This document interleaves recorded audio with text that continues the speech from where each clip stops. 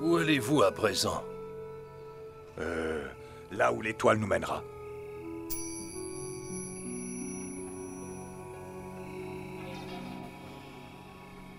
Les écritures sont formelles sur ce point. Vous ferez donc route vers Bethléem. Tu as raison, c'est notre destination. Avez-vous prévu de rendre visite au roi Hérode? Cela m'étonnerait qu'il apprécie de savoir qu'un nouveau roi est sur le point de voir le jour sur les terres d'un royaume qui lui appartient. Ah, ne t'inquiète pas, Malaki, nous serons prudents.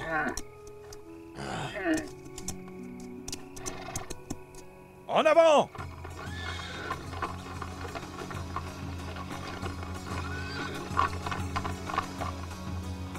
Que Dieu soit avec vous durant votre voyage. Que Dieu vous bénisse, que Dieu soit avec vous. Que l'astre de Dieu éclaire votre chemin.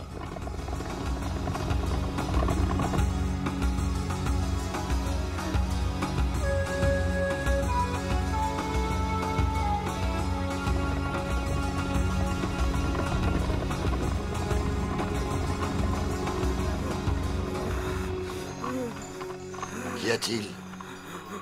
Écoute ça.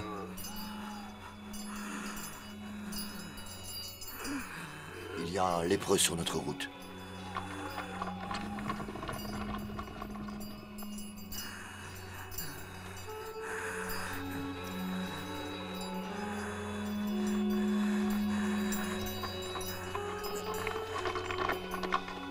Seigneur, ayez pitié d'un pauvre homme malade. Que pouvons-nous faire pour toi? Quel équipage! Jamais auparavant je n'avais vu une telle splendeur. Vous êtes en pleine santé, vous êtes fort, riche et sage. Vous venez de contrées lointaines. Auriez-vous un remède contre le mal qui me ronge de l'intérieur? Nous ne sommes pas médecins, mon ami. Mais vous semblez très riche. Cette richesse-là ne guérit pas. Je vous remercie, Votre Majesté. Tu cherches à guérir de tes souffrances. Nous ne pouvons t'aider. Seul Dieu le peut en nous envoyant un sauveur. Il faut prier, mon fils. Ta voix sera entendue auprès de Dieu.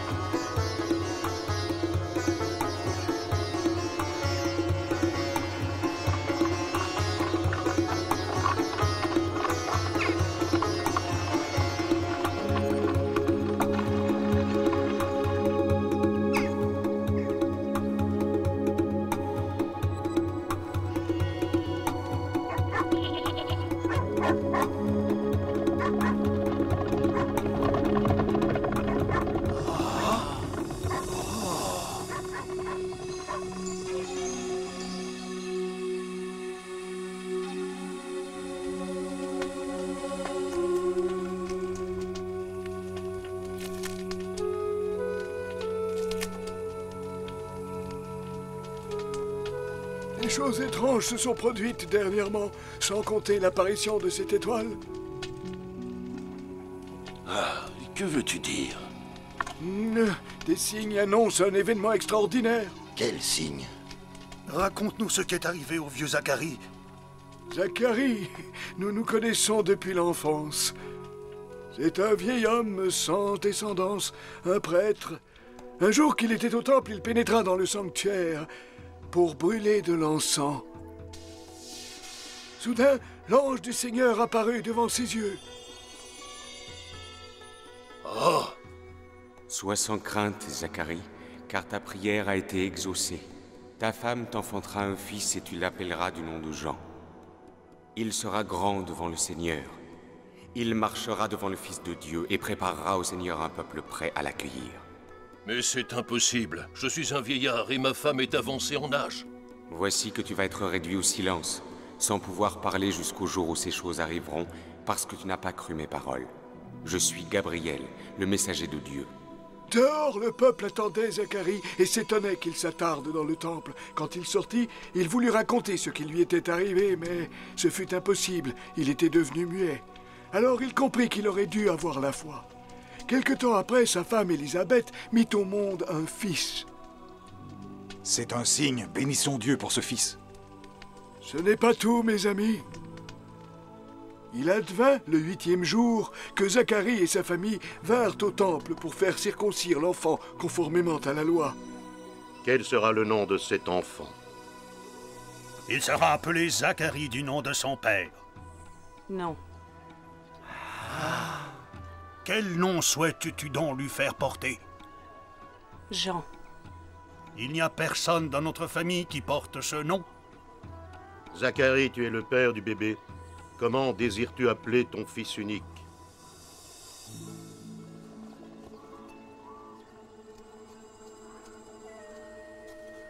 Il a inscrit Jean est son nom. Toute sa vie, il a espéré avoir un fils. Béni soit le Seigneur, le Dieu d'Israël, de ce qu'il a visité et délivré son peuple. Il a retrouvé l'usage de la parole. Il nous a suscité une puissance de salut dans la maison de David, son serviteur, selon ce qu'il avait annoncé par la bouche de ses prophètes. Hein? Et toi, petit enfant, tu seras appelé prophète du Très-Haut, car tu marcheras devant le Seigneur pour lui préparer les voies, pour donner à son peuple la connaissance du salut par la rémission de ses péchés. Il viendra parmi nous pour illuminer ceux qui demeurent dans les ténèbres.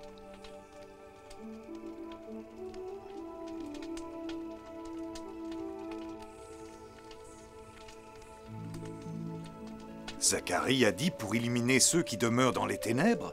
Oui, ce sont exactement ces paroles. Voilà l'explication. L'étoile annonce la fin des ténèbres de la nuit et la lumière d'un jour nouveau qui se lève.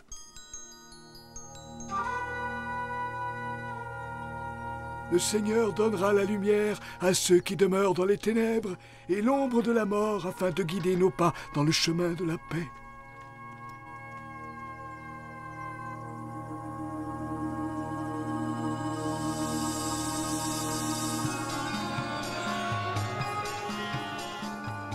J'ai mis l'ordonnance par écrit pour ceux qui sont arrivés ce matin dans la ville. Au nom d'Auguste César, empereur de Rome, un recensement de tout le monde habité a été décrété. Approchez-vous.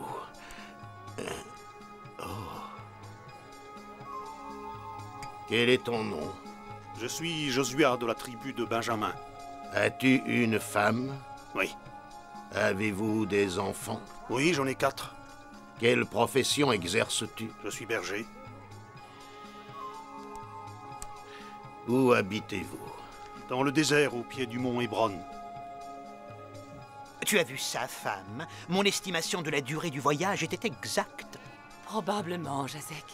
J'en viens à me dire que, s'il me laissait faire ce recensement, on perdrait tous moins de temps. Si tu es si fort, pourquoi ne te fais-tu pas engager? Sinon, tu vas finir par compter nos paroles. Où allez-vous comme ça?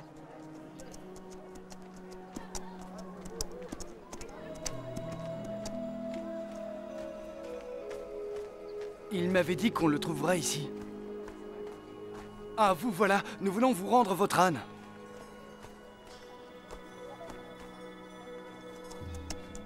Que le Seigneur récompense votre bonté. Et qu'il vous bénisse, vous et votre enfant. Suivant. À qui le tour? Non. Je m'appelle Joseph et je viens de Nazareth. Quel bien possèdes-tu? Des moutons, des vaches, des ânes? Des champs? Je suis charpentier, je ne possède qu'un magasin.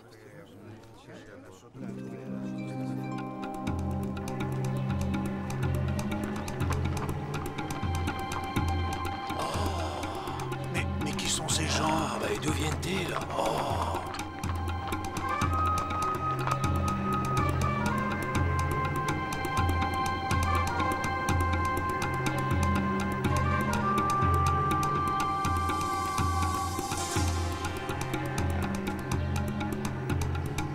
En avant, on y va! Non. Oh.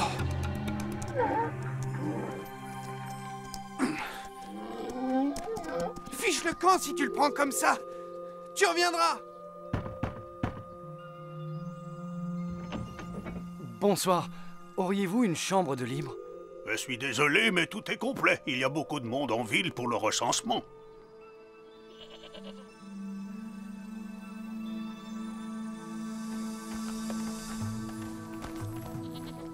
Vous désirez quelque chose? Nous voudrions nous reposer. Nous venons de Nazareth et nous cherchons un endroit où dormir. Et vous? Je m'appelle Esther, je viens d'Idumée. Mon père est marchand d'épices et je me rends avec lui en Samarie. Désolé, mais tout est complet. Hé, hé, hé! Hé, non! Tiens! Il y a de la place pour cet homme, mais pas pour nous? Contentez-vous de vous occuper de vos affaires.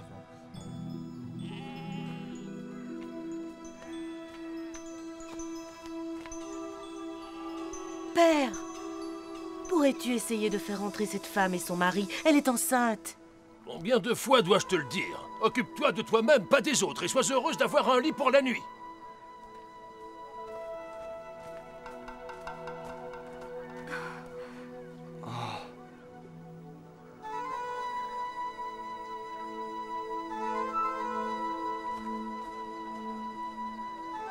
Pourrions-nous dormir quelque part? Ma femme attend un bébé. Nous sommes déjà trop nombreux ici. Nous avons de quoi payer. Nous n'avons vraiment pas assez de place, mais vous pouvez vous installer dans notre étable. Ce ne sera pas très confortable, mais au moins vous pourrez vous reposer. Mais... Ne t'inquiète pas, Joseph, ça fera l'affaire. Allons-y.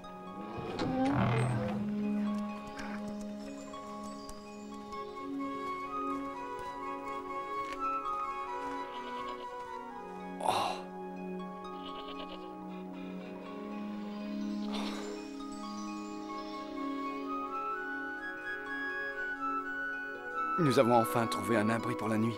Nous serons bien ici.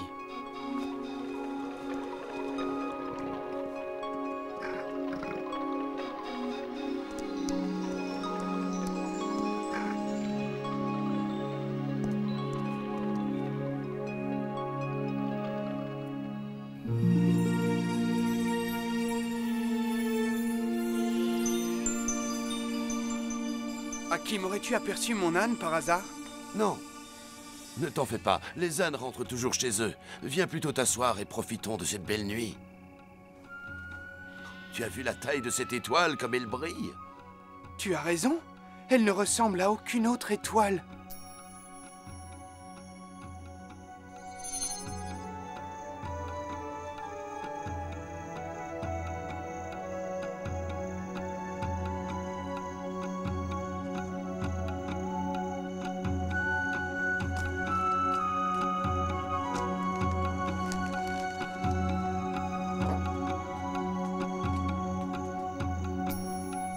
Voilà la fameuse étoile.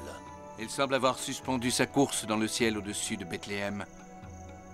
Exactement comme c'est écrit dans les livres des prophètes.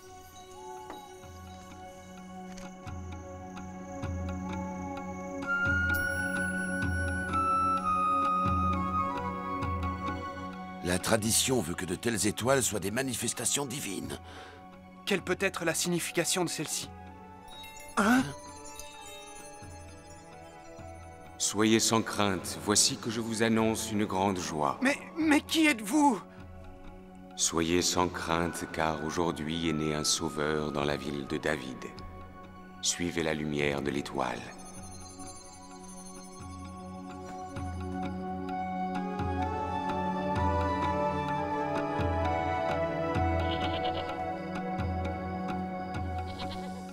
Grand-père, que cherchons-nous? Un sauveur, un cygne. Mais de qui veux-tu parler? D'un nouveau-né couché dans une mangeoire. Il vient accomplir la promesse de Dieu. Nous avons beaucoup marché. Nous devons nous reposer et manger quelque chose. C'est vrai. Mais nous devons continuer notre quête.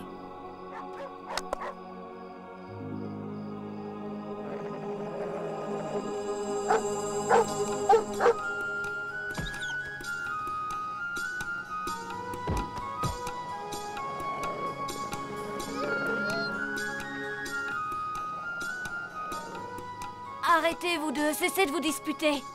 Josiah, observe bien le ciel. Dis-moi ce que tu y vois. Je vois une lumière très intense. J'ai jamais vu une étoile aussi grosse. C'est le signe que nous attendions depuis si longtemps. Dépêche-toi, il faut y aller. Attends, grand-père, je vais t'aider. Je n'ai plus besoin d'aide, Josiah. J'ai l'impression de voir la lumière, de voir l'étoile.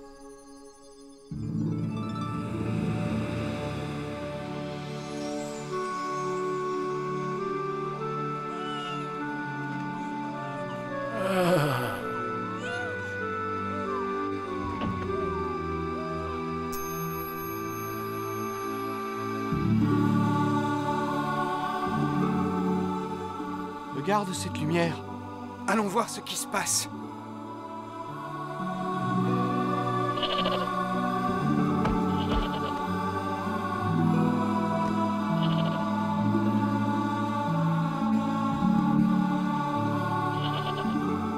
Oh, que se passe-t-il ici?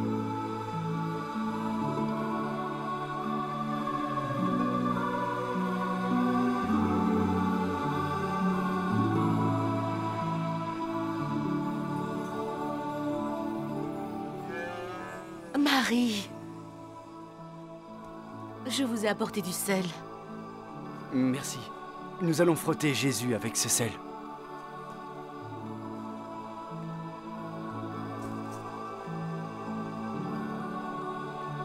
Qu'y a-t-il? Qu'est-il arrivé?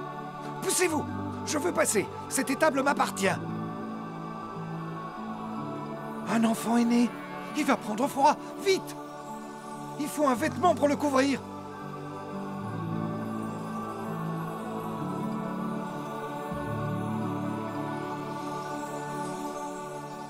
Il est vraiment si petit.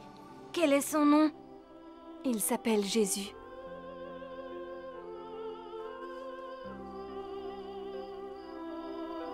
Je sais comment jouer de la flûte. Vas-y alors, joue quelque chose pour Jésus.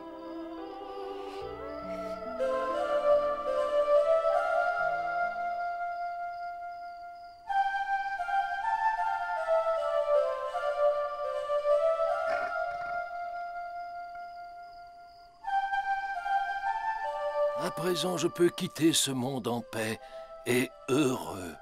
J'ai vu la rédemption du Seigneur. Gloire à Dieu au plus haut des cieux et sur la terre, paix aux hommes qu'il aime, car ils viendront en paix rendre hommage à cet enfant.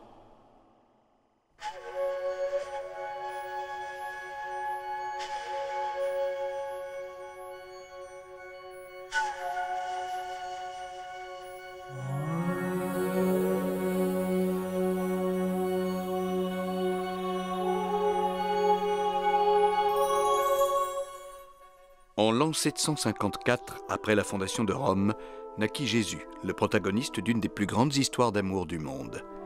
Est-il une légende, un mythe ou une réalité? L'existence de Jésus a été prouvée historiquement.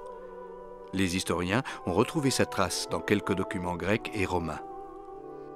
Cependant, l'histoire de sa vie et ses enseignements sont principalement relatés dans les évangiles. Les disciples de Jésus, et plus particulièrement 12 d'entre eux qu'il choisit pour être ses apôtres, quittèrent Jérusalem après sa mort pour répandre l'évangile en Afrique, dans le Nord, en Grèce, à Rome et bien au-delà. Partout où ils allèrent, ils répandirent la parole du Christ oralement. Effectivement, à cette époque, très peu de gens savaient lire et écrire. Les années passèrent, et les premières communautés chrétiennes se multiplièrent rapidement. C'est alors que se fit sentir la nécessité de mettre par écrit la vie de Jésus ainsi que ses enseignements, et ce pour les préserver et les transmettre aux générations futures. Les évangiles ne furent donc transcrits qu'à cette époque, après une longue tradition orale. L'évangile selon saint Matthieu, l'évangile selon saint Marc, l'évangile selon saint Luc et l'évangile selon saint Jean. Ils ont été réunis pour ne former qu'un seul et même livre, connu sous le nom des évangiles. Le mot évangile vient du grec euangelo, qui signifie bonne nouvelle.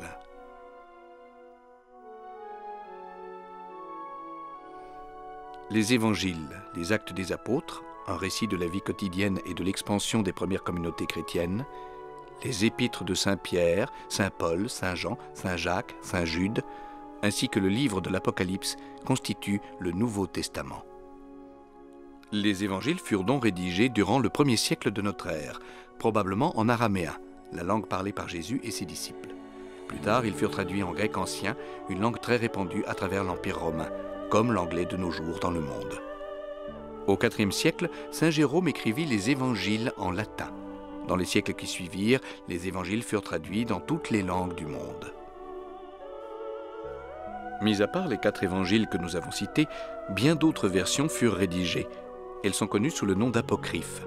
Cependant, seuls les 4 évangiles dont nous avons parlé sont d'inspiration divine et universellement reconnus dans le monde chrétien.